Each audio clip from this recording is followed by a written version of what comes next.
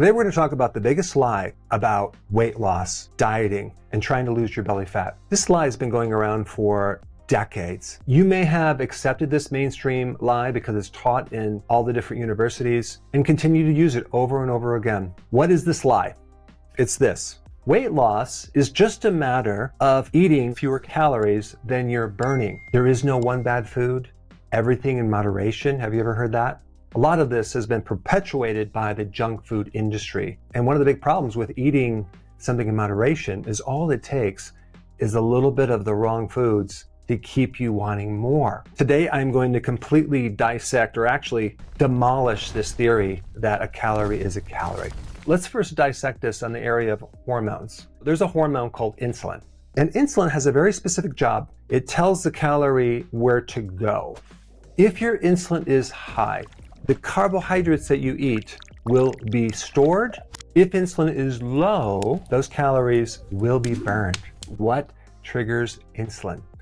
It's carbohydrates. If someone tells you that there's no difference between 100 calories of this meat, okay, versus 100 calories of this soda in relationship to your hormones, they really are lying to you. Because if we compare these two different types of calories, insulin is going to be triggered with this much more than this. And I remembered in practice working with lots of people, and they would come in and say, I'm not losing weight, Dr. Berg. And then I would do a food log and I would ask them, what did you just eat? And they said, well, I just had a little bit of carbs.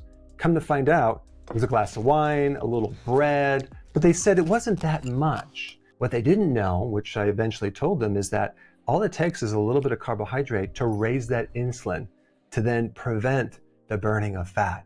That fat loss is shut off for a period of time.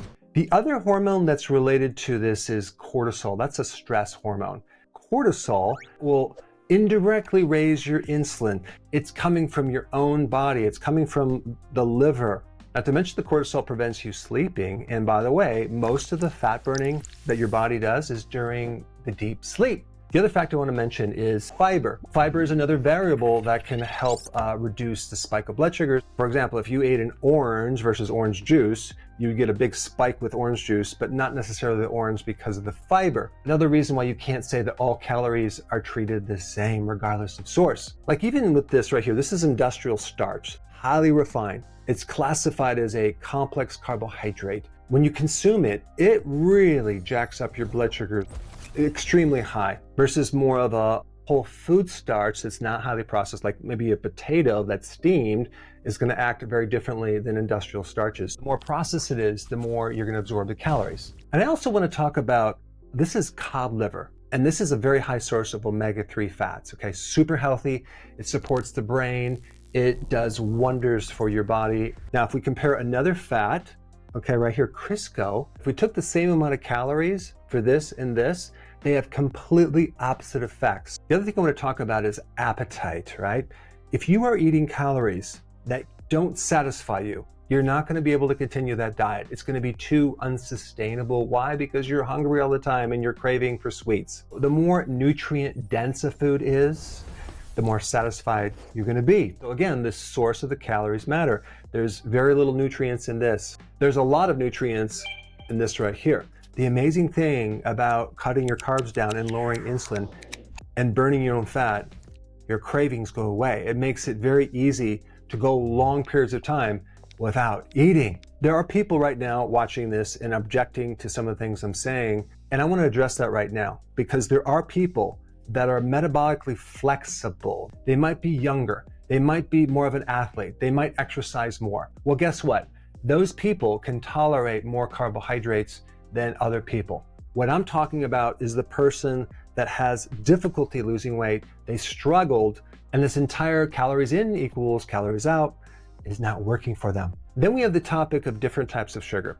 You have glucose, you have fructose, and I just want to touch on that for a second because when you consume glucose, all of your cells can metabolize that.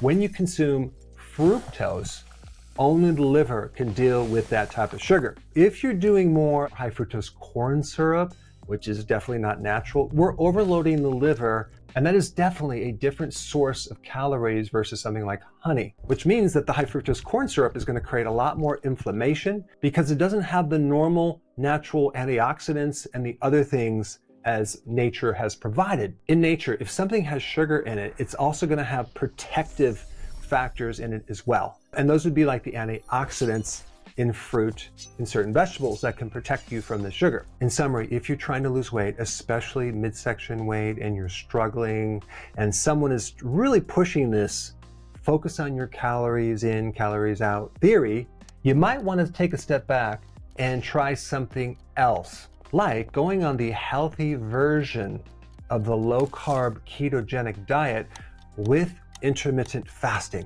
And because it's low carb, it's going to be easy to go from one meal to the next. That way you're not snacking through the day. And if you're new to my channel and you want a step-by-step procedure of exactly how to implement this in your life, you should watch this video right here. Yeah, go ahead and click it now. This one, right there.